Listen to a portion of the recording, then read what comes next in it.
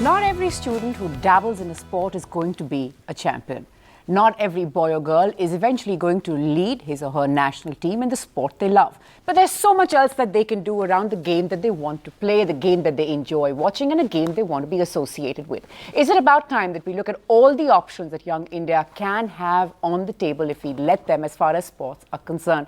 Well, a special panel with me now. In fact, it's a very special panel. One of the world's greatest cricketers, Adam Gilchrist. What an honor to have him. He's here, of course, also as Australia's new education ambassador to India. Adam, thanks so much for taking our time to be here.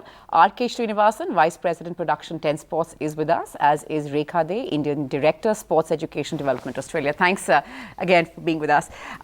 Adam, first to you. There's so much that Australia and India have in common. There's cricket, there's food, there's Bollywood, and the list sort of goes on and on. There's also education. Both countries sort of looking at this one area, the need to skill its population. Australia, of course, also opening its shores up to foreign students to come in and learn with the very best.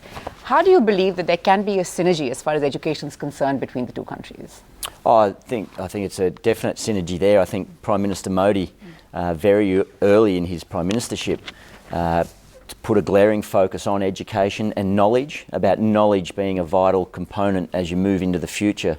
If you want, any country wants to be sustainable, engaged in the global sort of debate and moving ahead, they need a lot of knowledge. And I see Australia as a highly qualified knowledge provider. We have great qualifications and skills and education providers that we would love. We don't come here saying we're the experts, but we have areas of expertise that we feel we can share, and also receive in kind, reciprocal knowledge coming back from India to Australia. We're a nation that sort of loves our sport, especially cricket. There's just no parallel when we talk about cricket. But you will meet generations of youngsters who will sort of say that I couldn't pursue sport because my parents sort of felt that, what are you going to do? You're not going to be the next Tendulkar, you're not going to be the next Ganguly. And it sort of ended there. So there have been sort of many dreams broken.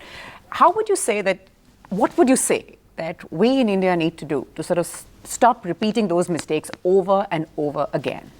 Yeah, it's a really good point, and it's a shame, because I think the amount of talent, and let's face it, India has a huge amount of cricketing talent, but the amount of talent that must have gone by the wayside just because someone gave them the wrong advice to pull out of the game. You're not going to be the next Virat or the next Sachin. So they lose faith in their ability, or just lose faith in the enjoyment of sport. I mean, my colleagues and I, from my cricketing eras, we just played cricket because we loved it. We played sport because you loved it. You loved being in a team environment, and then if you happen to get selected in a team, great. And if you got picked in another team, but that's the foundation of why you played sport. And people, the youth of today, to look at it, not about you have to be the elite. There's so many other job opportunities, professional opportunities in the sports industry that you can pursue. Sports management, sports broadcasting. So journalism comes under there. The medical side of it, the allied healths, event management. Every event needs a lot to go into it. So to see Virat Kohli walk out and play a game of cricket for India, the infrastructure around that is limitless. And India don't need to be outsourcing that and bringing that in from overseas. The people and the skills and the quality of talent here, it's all here, and it's all ahead. Rekha, that's an important point. As someone who's involved in skilling all these people, the point that Adam makes, you don't need this great support that you need for your big names, your big stars, your heroes, your champions, as it were. It doesn't need necessarily to be imported. You can have that here, you can get that talent here, you can hone those skills here. But we don't have that worldview yet, do we? We don't have that view, but I think we are proceeding towards it. A whole lot of perspective is changing. I can give you the example of my own startup, which I started 1 year ago.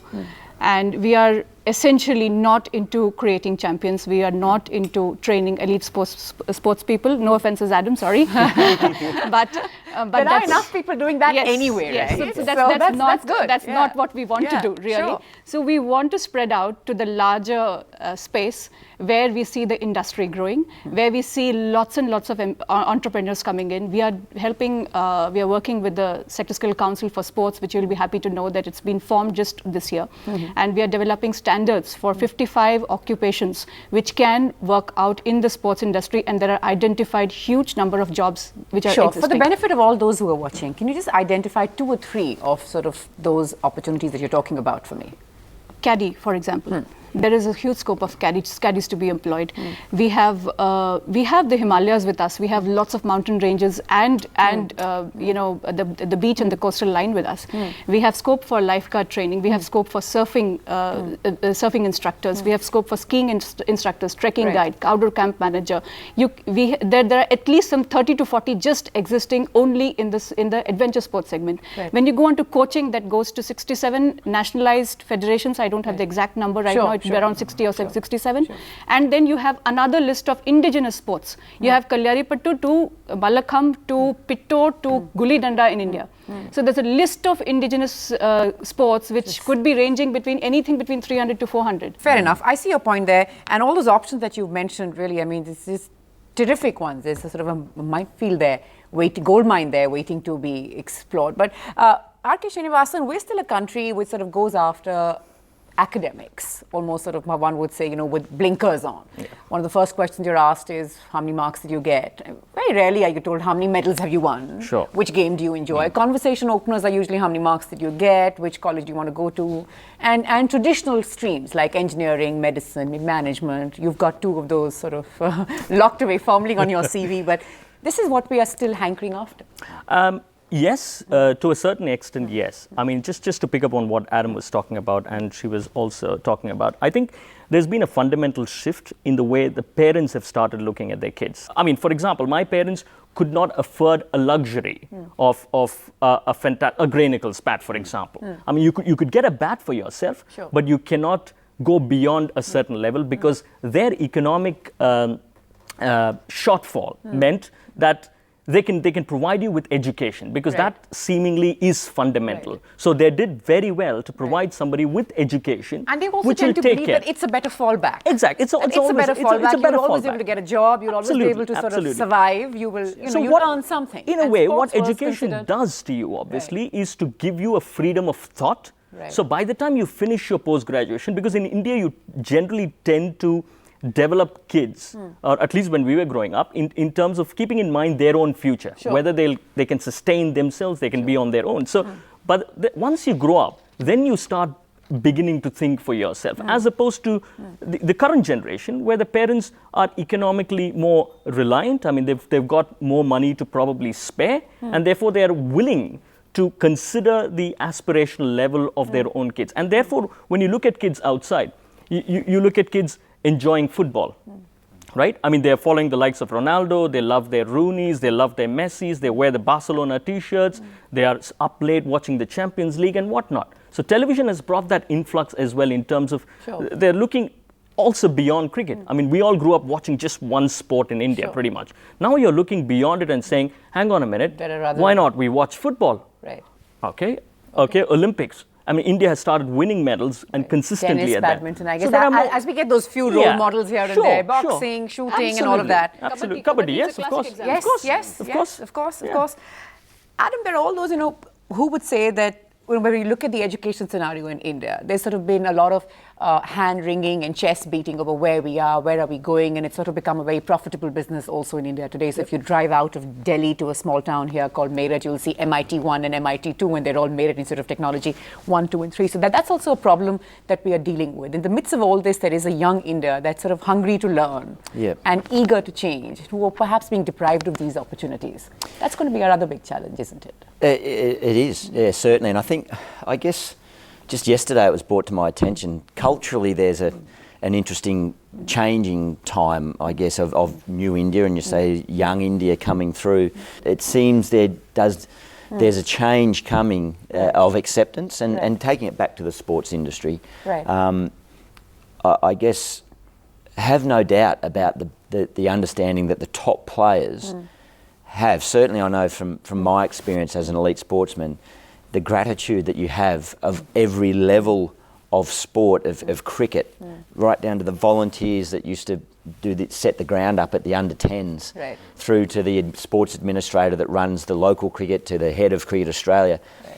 Without all those stepping stones or all those layers, I'm not achieving what I wanted to achieve and living the life I live. So the top players are so appreciative of all the skill levels all the way through. Right. So I guess if there's a message, please, to the youth of today or families, don't underestimate the importance of those roles. But but going back to the point, the opportunity for education is broadening. I think that's a key, and I think I detect from Prime Minister Modi's statements that's what we've got to do. We can talk about the virtues of education, but we've got to make it accessible, and be it tertiary, higher ed, or vet training, whatever it is, we've got to make these opportunities available to more and more people, and don't have it a certain sector, elite level, can only attain those highly credentialed courses. We want to make it accessible to as many people as possible, because clearly, whether it's sport or other areas of skill development, nations are going to be better off for it, because the social capital that you gain out of not so much elite level sport, but just community engagement and community level sport, the spillover effect, it's been proven, research shows that people that are active and healthy and communities that have organised sport are happier places, they're more productive places. So there's so much upside from it. Right. Can I and that's add something to what he said quickly, just now? because we experimented this with Century University of Technology and Management, and that's the place where we started with an elective course. Look, the change process is a long one, so you have to introduce capsules and then get into it. So we launched a course in sports and events management and into fitness. There is lots of jobs in gyms, etc. And you won't believe there are engineering graduates who have come back and told that our heart really lies in this sector. We are studying engineering because we were told to study, but can you help us find a job? And they earn 4 credits. And that's the shift, I think, that we're talking about here. And the management is changing their curriculum pattern. So 4 credits are allotted to the students who have elected for this course, and it's not an extracurricular. So we have to get out of this frame of this extracurricular and putting sports, which is always considered an extra. Yes. It's an aside. It's somewhere there. After you've finished your studies, if you find time, you do extracurricular. Right. I mean, I think we need to shift to something called co-curricular. That's the first step, and then a part of the curriculum. So then you're integrating it slowly. I mean, if you go to a parent and say, forget about everything, let's play sport, it's going to be difficult. It is still going to be difficult, right? So from an extracurricular to a co-curricular sounds more together to the curriculum, which is inclusive. Then we are achieving what we intended to achieve. Right, and I saw you sort of nodding wholeheartedly in agreement when Rekha made the point of these engineers wanting to come back, and that's your experience as well.